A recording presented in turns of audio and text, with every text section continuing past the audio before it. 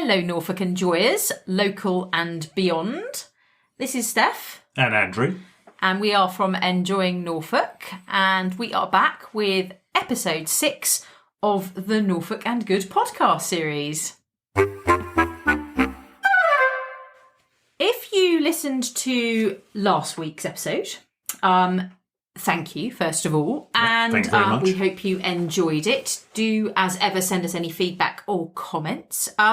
We started the first of 2 episodes about books, literature, authors, all things literary. Yes. Because we discovered that, although we already knew quite a lot anyway, not blowing our own literary trumpets. Well, I think you know a bit more than me. We know some. But we once you scratch the surface and start discussing it, it's actually amazing how much there is to talk about. So we split it up into 2 episodes. Last week we covered sort of literature at the University of East Anglia, including their UEA Live event, which is the sort of the literary festival, but online. Yes, it is. And this week we're really talking more generally about Norfolk's literary roots, of which there are many. Many. There is lots. It's vast. Vast it is. And again, if you have any comments or, obviously we try to be as accurate in facts and detail as possible. But if we have got anything wrong, feel free to tell us or correct us constructively. And equally, if you've got any additional information to share with us about anything that we discussed today, then we would always love to hear from you. Literary Norfolk, Andrew. Where would you start? Well, I would have to start at the fact that Norwich City, was the first English UNESCO City of Literature back in 2012. Wow, fantastic. I know. First UNESCO City of Literature. Yes, yes. That's a brilliant accolade. That is, isn't it? And you can see it on the signs as you're coming into the city of Norwich. Oh, yeah. Welcome to Norwich. A fine city. Yes. Also well read. Yes.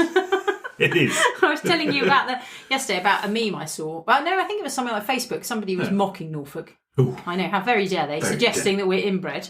My and goodness. Backwards. I know. I mean, they just listen to us talking. You know, that's definitely not true. Anyway, someone as a counter argument just posted a picture of the sign saying that we were the UNESCO City of Literature, which kind of sinks that argument that we're all backwards and stupid, doesn't it? We put them down, didn't we? In an intelligent way. Yes. Yeah, that's all you need to do. All it was just in the comments, it was just a picture of the sign with, cool. Well, UNESCO City of Literature. So, boom. Very good. Yes. Have that.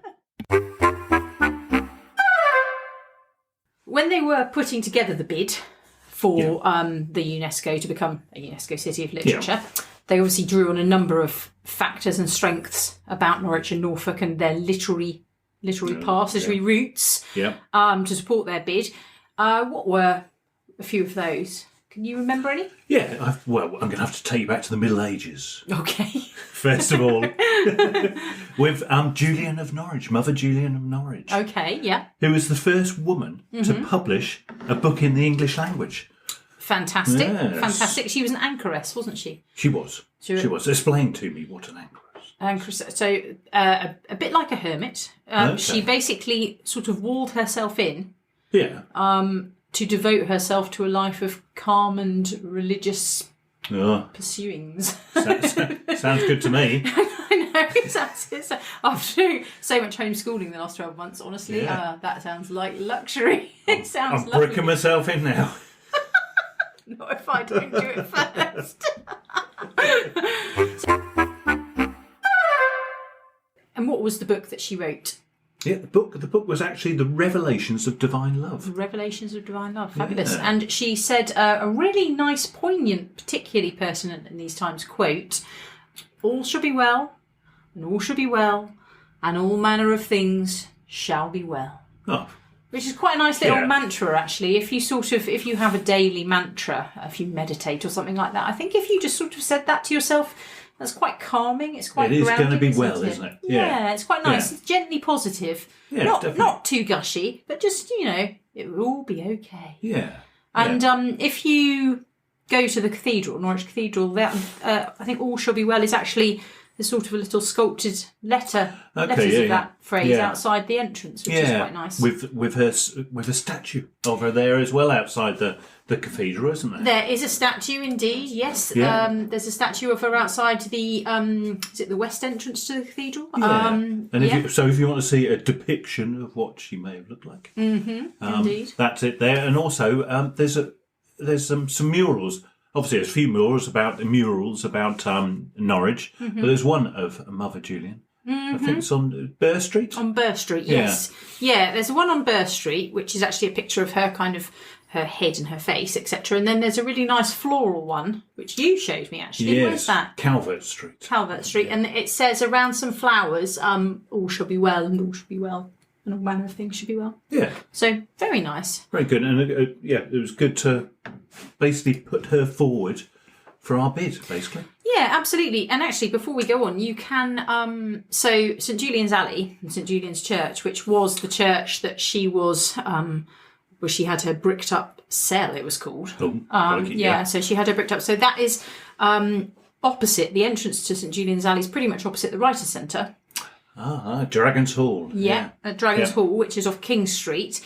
And just a sort of an aside about Dragon's Hall anyway, fabulous in its own right. Oh, beautiful building. Really lovely building. Fabulous in there if you ever get the chance to go and on one of the tours that they do. They do still offer it. Now it is the National Centre for Writing. Yes. Which is also pretty cool. Yes, very, very. And the fact that we had that there, and that was born out of the Writers' Centre, which was a really strong hub of writing, literature and authors. It was always in the city. I think it was based in Elm Hill or Princes Street or somewhere like that before it moved to Dragon Hall. Yeah, I'm not too sure. But it moved to Dragon Hall and then...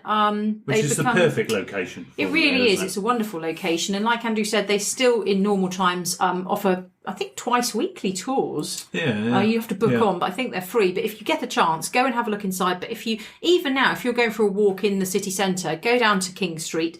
Have a look at Dragon's Hall. It's absolutely fabulous. It's like something out of Harry Potter. Yeah. Really spectacular building. And wonderfully now, if you do have an interest in writing or you believe there is a book in you, they have all sorts of writing and author events and supportive workshops and all kinds of things. So again, another... Yeah. And they're doing a lot of online at the moment, I think, which is great. They're still active. So check them out on Facebook or Twitter or whatever. The National Centre for Writing at Dragon's Hall. Anyway, so opposite Dragon's Hall is St Julian's Alley. Yes, sorry, leading to St Julian's Church.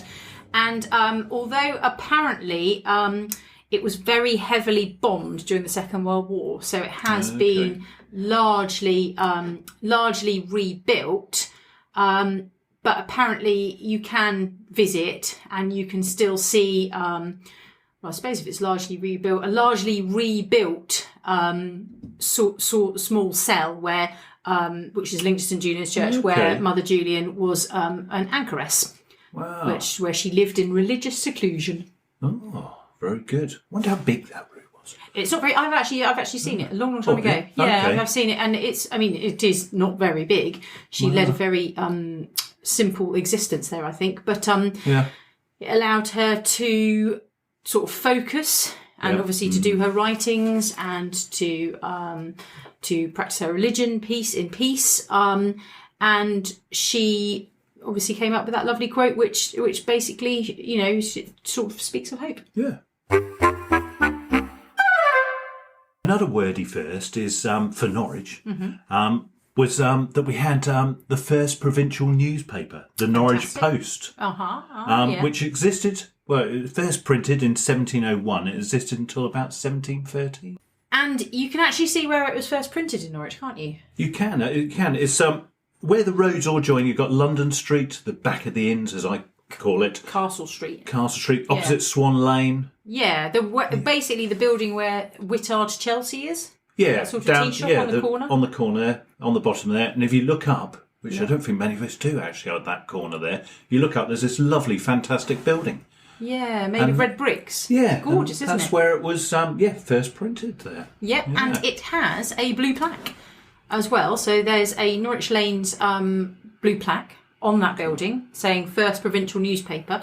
It says it was first printed on this site in 1701 by Francis Burgess. Yes. And Norwich also claims the record for the longest continuously printed local newspaper, the Norwich Mercury. Ah, there you go. Which was founded in 1714. So to be honest with you, that wasn't very much later. Only 13 years later than the first provincial newspaper. Yeah. Possibly, because didn't you say that it was ended in printed 1713? So maybe, and if you're listening and you know, perhaps you can send in and inform us. Did the Norwich Post morph into the Norwich Mercury? Yeah, we'd if like you to know, Yeah. we would love to know. Inquiring minds need to know. So that's absolutely fantastic. And again, another literary reason why we were successful in our UNESCO bid for City of Literature, and also just a fabulous first. Previously, it was believed that the London Gazette was the earliest sort of provincial English newspaper, but that was only published for a short amount of time, whereas the Norwich Post, obviously printed for longer and possibly, we don't know, morphed into an additional newspaper. Yeah. So really exciting. Persistence. You've got to keep it going. You know, you can't just do the one-off and try and get the record. Hey? Indeed. As well as newspapers and early female authors, we've also got quite a big, we're quite big on libraries here in Norfolk, aren't we? Yes, so we have a great history of libraries in the city of Norwich. The first library in Norwich was established in 1608. Fantastic. Apparently 6 years after Thomas Bodley founded the Bodleian Library. Which we've been to as well, haven't we? We have another fabulous library. Actually, we do rather like a good library, don't we? We do. Yeah. In Particularly fact, it's the really old ones. Well, just any library, to be honest. It's in normal times when things aren't all locked down, probably we visited at least once a week. It was like our second home when the kids were small, wasn't it? Yeah. Library. Yeah, definitely. It's just the perfect antidote to the day. You just head off into the library. Yeah, really so peaceful, so quiet. Anyway, sorry, I interrupted you. Tell us about the library. You did actually. I was gone back to 1608 then. No, that like, I think the first sort of originated from the cathedral, the library, and the first one sort of outside the cathedral, I think was St Andrew's Hall, which is another fabulous building in Norwich, but it was only like a private subscription kind of library, it wasn't private open member sort of library, open to the public. Yeah, not open to the public at all. And over many years, it sort of drifted in and out of. You could borrow library books, and you couldn't borrow library books. You just had them there as reference. The first sort of, and it went to numerous places in Norwich, St Andrew's Hall. Sites around. Yeah, different sites. The Haymarket, and then it kind of ended up at the Guildhall. Which you can the see. old library, the old building. Yeah, the old building. There, as you look back, used to be a restaurant. I was going to say, don't know what it is. I think it stands empty now, unfortunately, which is very sad. It's an absolutely stunning building. Yeah, it's a lovely building, and obviously you can see the shelves inside, kind of some of the old shelves. But while I was having a look at the libraries in Norwich, I came across a really nice bit, sort of dating back to 1822, I think it was. When the library moved was now about to move to St Andrew Street. That is 200 years ago. Oh yeah. Good grief. That's amazing, isn't it? I know. Goodness gracious. So this will be even more interesting. This bit I'm now about to read here. And it said just before it moved, some years before that move, they had complaints about the running of the Norwich Public Library, and some of the complaints were an absence of standard works. Lack of new titles, failure to raise the annual subscription, crikey, and the one I like the best, a librarian with a disobliging manner.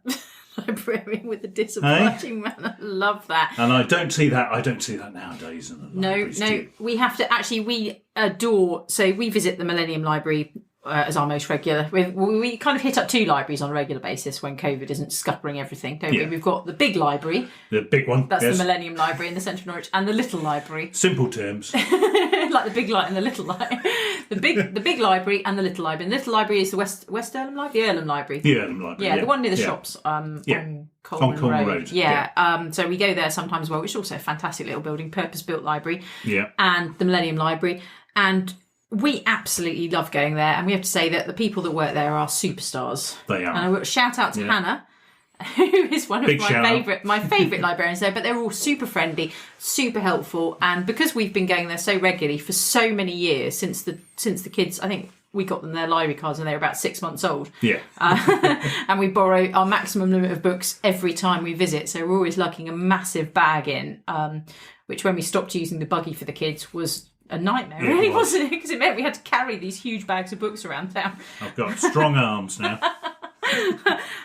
But yeah, they are definitely not. What was the word that the person used? Disobliging manner. They are definitely not disobliging. They are very obliging.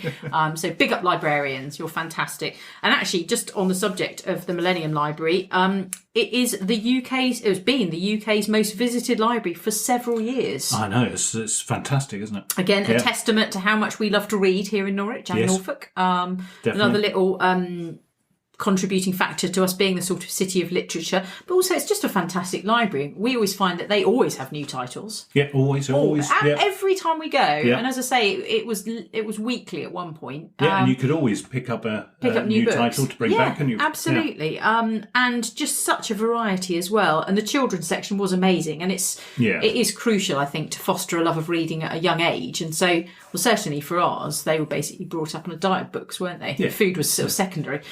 Once or twice a week we went in, didn't we? Well, it's free as well. Yeah. So especially if you've got a young family, and there's not always stuff to do all the time. They've got their bounce and rhyme time, story times. Also, you can just go in there. They've got Lego club, haven't they, or something like that? All sorts of Lego club, a coding club. We're actually doing some stuff with them online over half term next week. Coding stuff online. So, and while they're shut, it's actually been recent. I've really missed the library. Yeah. During lockdown. It's one of the things I really missed out of everything. But in an email correspondence with one of the librarians, or it might have been actually with Hannah over Twitter, they've got an app called Libby, and you can, for free, if you've got a library subscription or a library card or whatever library number, you can get audiobooks and books to read on handheld devices such as iPads and phones for free from Libby. So you can borrow up to 6 at a time, including audiobooks, which are great because audiobooks are normally quite expensive, aren't they? Yeah, fantastic service. So we sort of discovered that towards the end of the first lockdown. And basically we've been using that now, so the kids listen to audiobooks on it and that sort of thing. So that's really worth a look. Big up the libraries, and it's really nice that Norwich has got such a long history of public libraries. Everyone should be able to borrow books and read them for free. Yeah, definitely. And a very long history. And sort of going back to the history of the libraries, the actual first truly public library was built and opened in 1857 in Norwich. In Norwich, fabulous. Yeah, and I think it was on the corner. It was on the corner of Duke Street and St Andrew Street. I think I may be wrong, but I think that's where it was. And it was part of in the 1850s. The Libraries Act was brought in, which allowed larger boroughs to add, apparently, half a penny in the pound to the rates to pay for library facilities and staff. And fabulous. Norwich City Council was the first to adopt that act. Yay! I know, another first. Brilliant. Winchester, I have to mention, Winchester was the first to form a library under the act, but Norwich was the first to construct one that was free. To build an actual library? Yes, construct. I know, construct, the art of to build. Yeah. Okay. Oh, that's to construct really nice. its own free library. So that's really good. Cool. I have to mention that while I was having a look at all this library, it's fascinating. I got some of this information from a website called colonelunfangsnorwich.com. Okay, fabulous. Worth looking out. So it's got loads of history and pictures as well, hasn't it? It's really loads of nice pictures. Historical resource. Yeah, it's fantastic. I was going to say, while we're talking about the construction of libraries, unfortunately, it does seem our libraries do have a tendency to burn down. They do, yes. And we were talking about this earlier. So before the Millennium Library, which is housed in the spectacular futuristic forum building, which I love actually, and it really sits beautiful so well with all the other historical buildings around it, which is that's no mean feat. There was an old library, well, old compared to that one, a former library, which is the one that both Andrew and I remember using as youngsters. Yes. And it burnt down in 1994, didn't it? It was I'm kind of strangely, it was opposite the fire station, wasn't it? As everyone commented at the time. Yes. And a big car park, as I remember, in front of it. And I remember going into, I used to love it. You used to go up some steps, didn't you, up into that library. And I remember going there because and the one thing I really remember is when you were searching for a book, there was these big wooden chests with drawers, little drawers. Dewey. Yeah, and you had to go for all the index cards. Oh, yeah. To find the book that you wanted. I wonder what happened to all of those. I wonder if they're still there in the library somewhere. I don't know. The Dewey Decimal System, that's the original way that libraries are classified, isn't it? Which seems really complicated to me, but librarians understand it. Yeah. But yeah, it was, you used to spend most of the day just looking for the actual book. I remember going in there and it's a lot easier nowadays. Apparently, to be a true librarian, you have to understand the Dewey Decimal System. I really cannot understand. It looks like the world's most complicated classification I didn't even know the name. So... But yeah, I remember that actually. It's really hard. But I used to like going to that library, and for ages I didn't think I would like the new library as much because I remember that so fondly, and I was a bit like, oh, the old library burnt down, and I will never accept you, new library. But actually, now I look back, and I really love the Millennium Library now. But every Saturday I used to chain my bike outside the old library to go meet my friends in Chapelfield Gardens when I was a teenager, not to use the library. Sometimes to use the library. Sometimes this was when I was a teenager. Sometimes just using their bike racks. Eh? Yeah, well, it kind of came back to bite me on the behind because my bike was stolen from outside it. Probably by a librarian. That's a bit disparaging. You can't say that. Just because you were using it and not going in the library. But interestingly enough, you said that it burnt down, it was opposite the fire station, but it was also opposite the police station, and yet somebody still managed to steal my bike from outside it. So, along with libraries and our fantastic history of libraries and the promotion of public literature and accessibility and that sort of thing, we've also got, it would seem, a really good foundation of Norfolk-based and born authors. Yeah, we seem to, don't we? Yeah. So there are. I mean, I'm not sure if this is the same of everywhere. If you look hard enough, but certainly we seem to have some really interesting authors that have originated from here or written about here or were born here and then moved on. One which I discovered relatively recently, and that is Ralph Hale Mottram. Ah.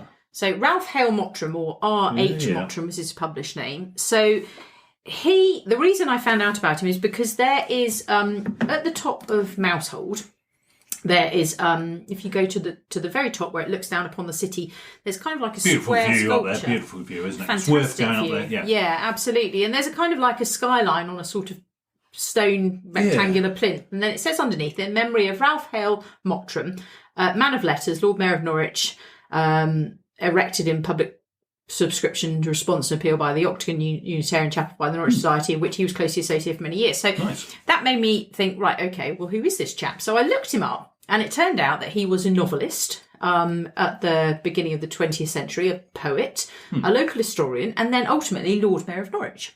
Oh, right. And he was actually a really, really interesting...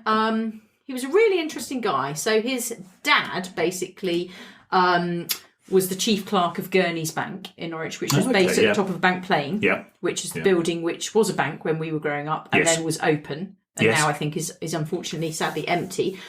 So he lived in that building, Bank House, in lived in there. Yeah, there was sort of like domestic quarters or whatever. For the chief clerk. So and then he was a bank clerk, and he ended up going on to become Lord Mayor of Norwich in 1953.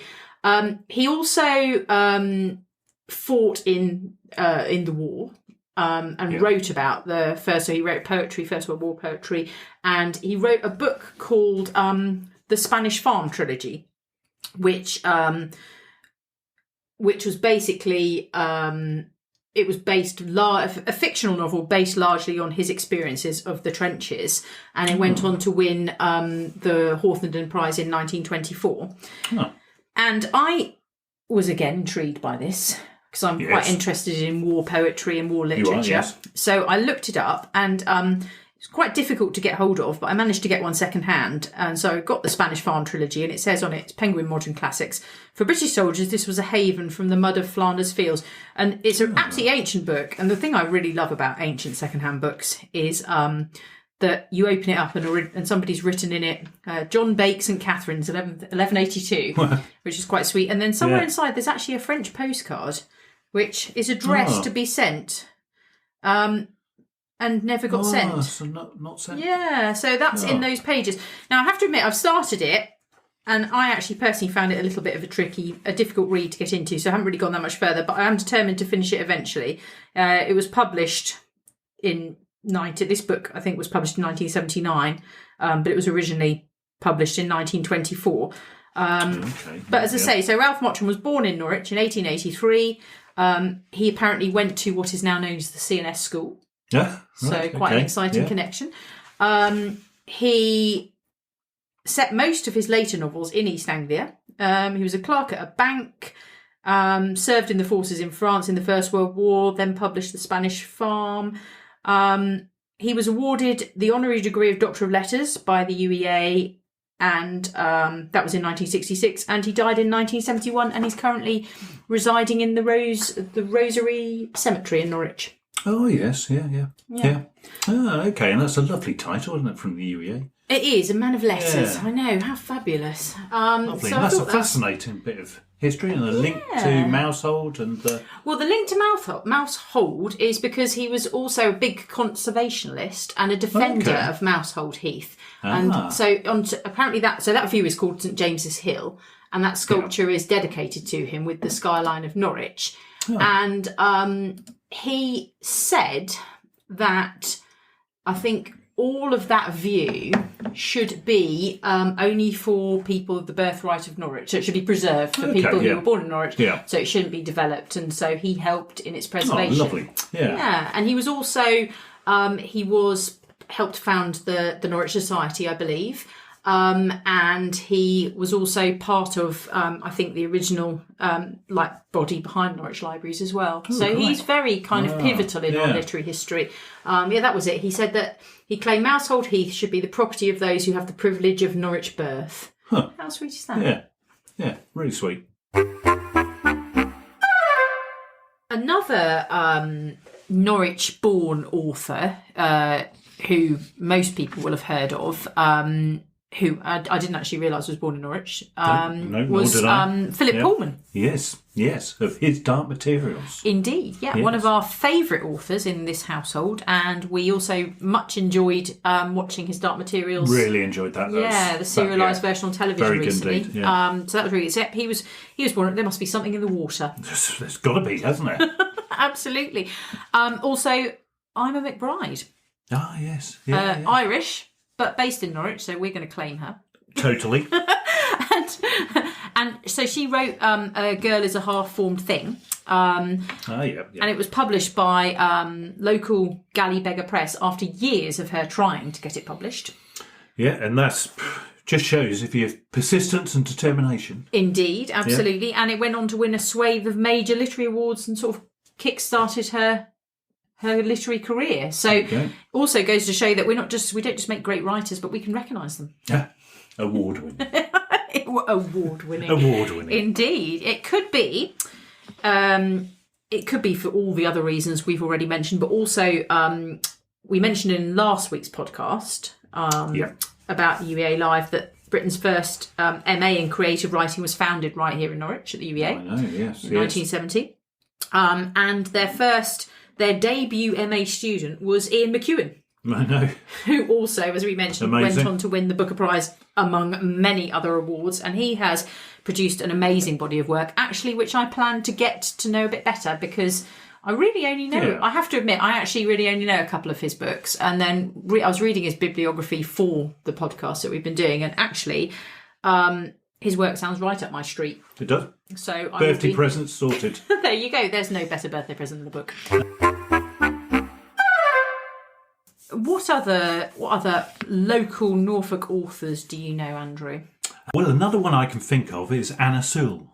Anna Sewell, who wrote Black Beauty. Black Beauty. Yes. Oh, Black Beauty. I used to watch that on the television when I was really little. Of course, we all. It was compulsory viewing, wasn't it? And it had a really epic theme tune, which I can picture in my head, but I can't recount. I'm not going to attempt to. Try. No, I'm not going to. No way.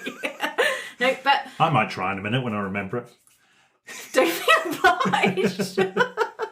That would be a treat for you all listeners. Anyway, she was from Great Yarmouth. From Great Yarmouth. Fabulous place. Eh? Great Yarmouth. We love visiting Great Yarmouth.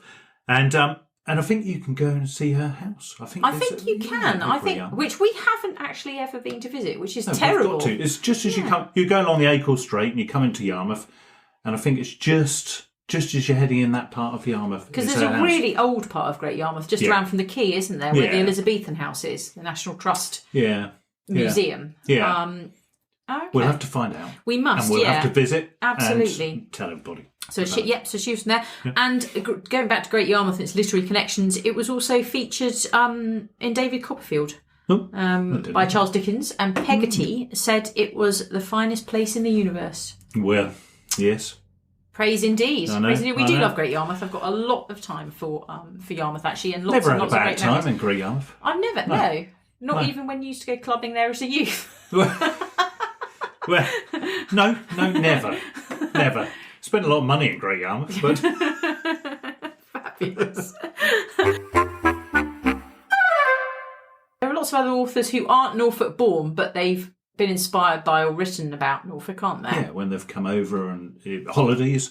And one of them, obviously, is a famous one, is Arthur Conan Doyle. Arthur Conan Doyle. Yeah, who used to visit North Norfolk, Cromer. He loved area. North Norfolk, apparently, the Cromer area. Yeah.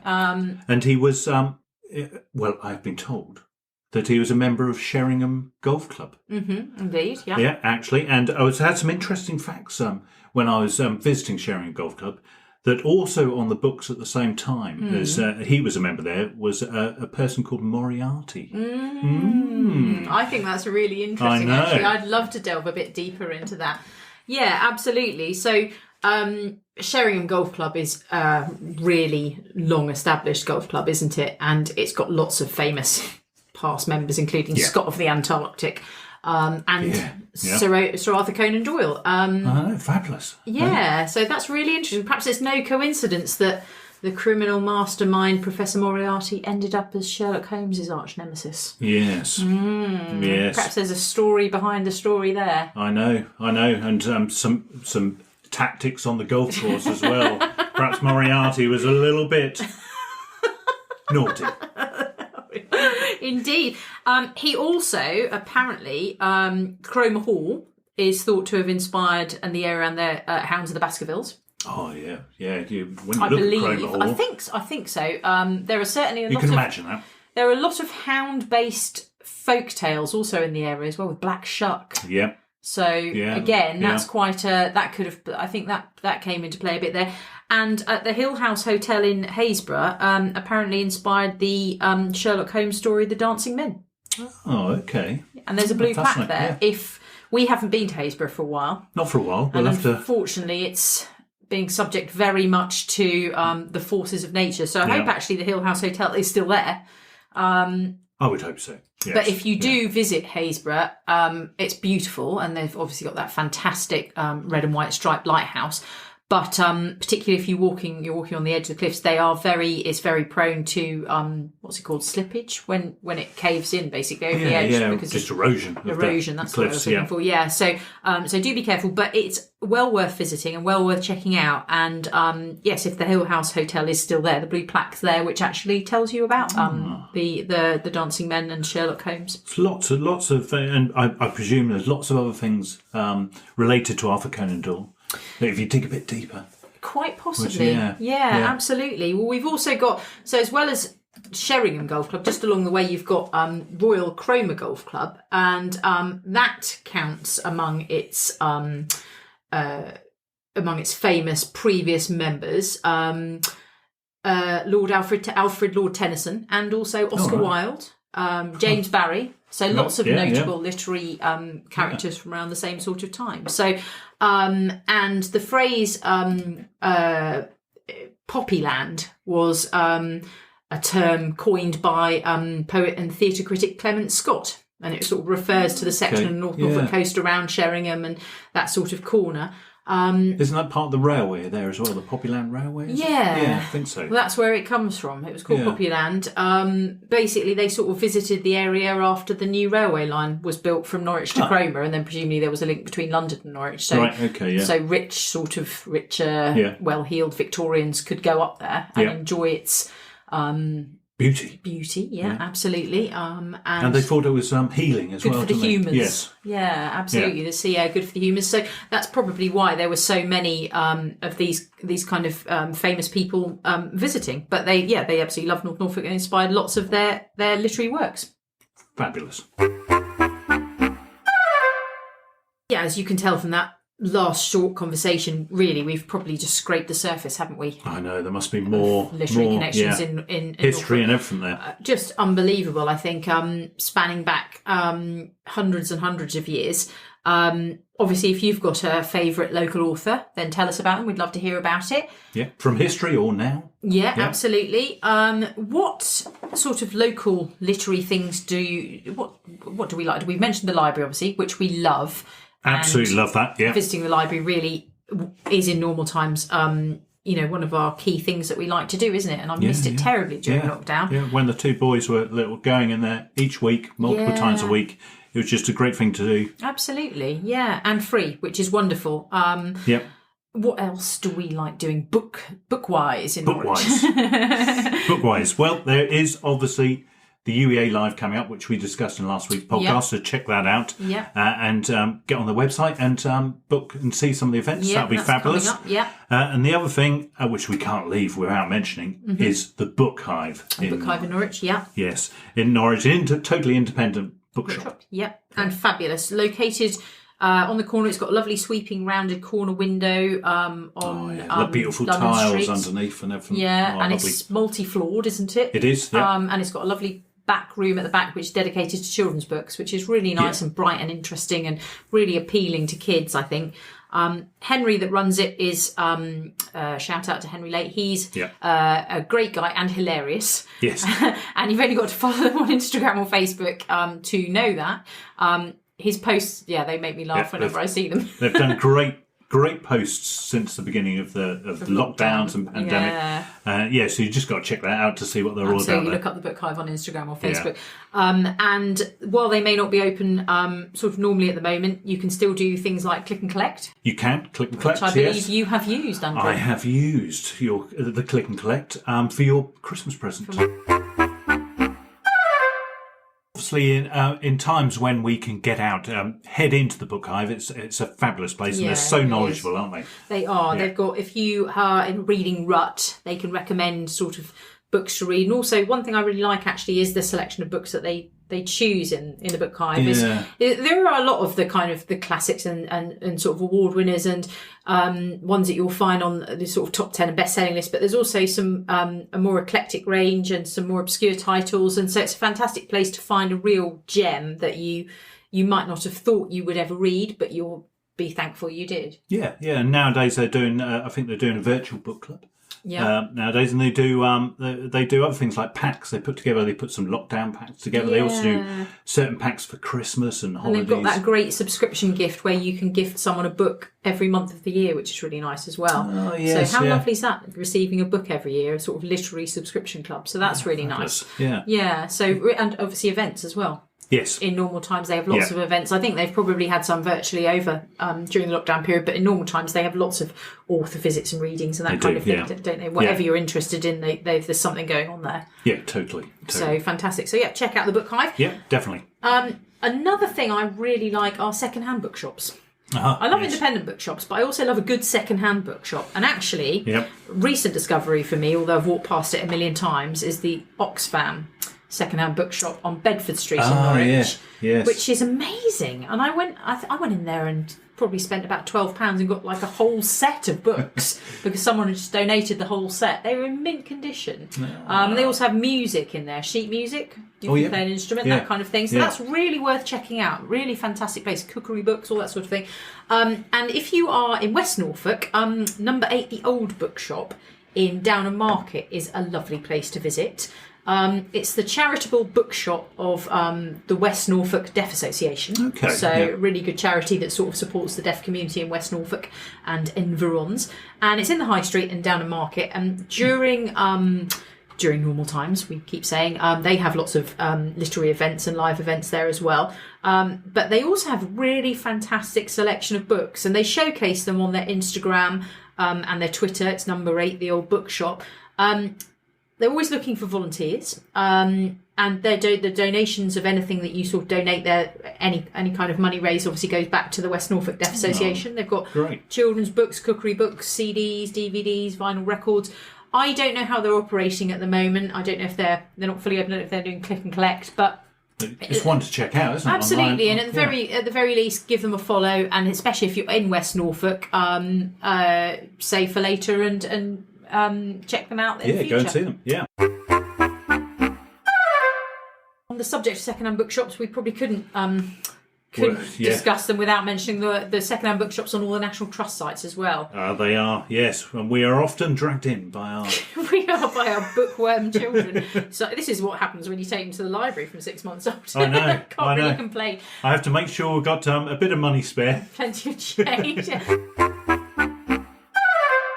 Blickling Hall has a fantastic second-hand bookshop, doesn't it? Oh, it does, yeah. Just by the Stable Cafe. There. Yeah, and it's got all sorts of eclectic wonders in there, including quite old, I want to say rare, but, sort of very old-looking books in a cabinet to sort of annuals in the kids section, and they start at just, 50 pence and upwards and that kind of thing, or a couple of quid. And there's tons of map books, tons of maps, loads and loads. Yeah. Ranging from Ordnance Survey to illustrated map. Do you think? I think, compared to some of the other places, it seems to be just They have a lot of map books, and so if you're interested in maps, you collect maps. You've got to go there. Yeah, it's a fantastic place to go. And they've got a lovely chair in there, haven't they? Which the boys have been sitting in to read. I'm not sure you're supposed to sit there very long, but yeah, indeed.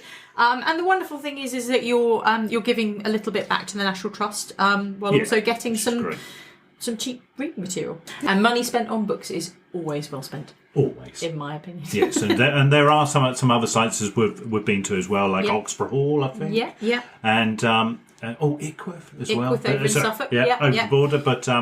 We love going there as well. Love a second-hand bookshop, to be honest with you. As I've said, I love a bookshop, and a second-hand bookshop is fantastic. You can get some great finds in there as well. And I think it's really nice as well that books should not be destroyed unless they're literally on their last legs. So it's really nice that they've been used or loved by someone else, and then someone else gets the chance to read them. Yeah, and passed on. Yes, fabulous. So you've got some books here, Andrew, that I know you wanted to mention. That you've been reading. I have. One of them is a very quick one. I've been through, which is very interesting. And because I love Norwich so much, it's all about the blue plaques of Norwich. We use this for reference quite a lot, don't we? We do. It's a fabulous reference and who's it by? very interesting indeed. It's by Nick Williams. The Blue Plaques of Norwich, a guide to the 39 plaques around the city of Norwich. Now, this version was produced in, goodness me, 2010. 2010, my goodness. There may be some additional plaques since this was produced, but it's produced in conjunction with Norwich Heart, the Heritage Economic and Regeneration Trust. So that's pretty cool. So if you like what I really like about this is if you like local history and you also want to delve deeper about places, then it tells you where the plaques are located and then a sort of backstory to of the plaques. So and really I love looking at the plaques around the city, and this tells you even more about them. Yeah, fabulous. And the other one I was gifted from a birthday from a friend. Which is Uncle Sam's Roots in Eastern England. Fabulous. And there's a huge section in there. Well, I say huge.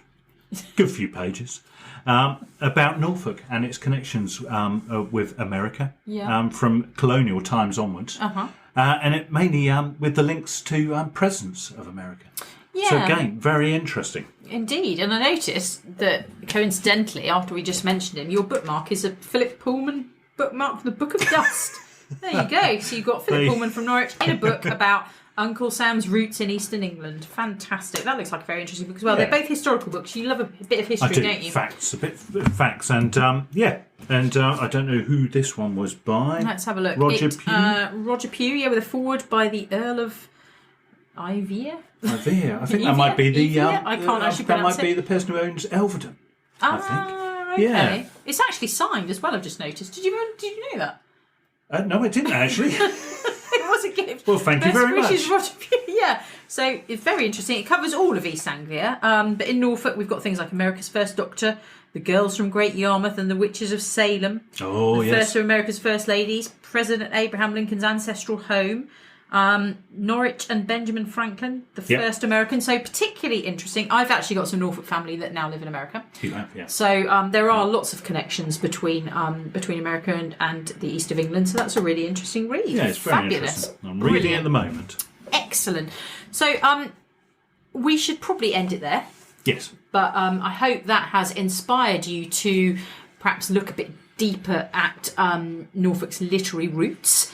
We are running a spring virtual challenge at the moment on Enjoying Norfolk, which you can sign up for. It's £10, and you have to complete the challenge, or at least three challenges by the 11th of April. Yeah, we'll give it loads of examples, don't you? What you could do. Indeed, yeah. And if you manage to complete the challenge by the 11th of April, you can apply for a fabulous little Enjoying Norfolk pin badge, which features snowdrops. It does. Lovely. Which are the first flower that we start to spot around the place in spring, and apparently a symbol of hope, which certainly pertinent in these times. Anyway, the point is that one of the activities is to read a book by a Norfolk author, or a book about Norfolk history. Oh, I'm on my way. I'm on my way. Then. So that's actually a challenge on our spring virtual challenge. We want you to sort of delve a bit deeper and discover new things about Norfolk, and so you could do that. Excellent. There is no podcast next week. Oh. It is half term, and we are taking a little break. We are. Yes, we have to. Yes. We have to. But we will be back the week after with some more interesting Norfolk-centric chat. Yes. And meanwhile, we hope you are well, and we hope you stay well. And in the words of Julian of Norwich, we should probably say, all shall be well, and all shall be well, and all manner of things shall be well. And we certainly hope that is true. As ever, if you have any feedback about what we've discussed in this podcast episode or any of the others, send us an email through the website enjoyingnorfolk.co.uk or via Instagram, Twitter or Facebook. Otherwise, take care, and we shall speak with you again soon. Bye-bye. Bye.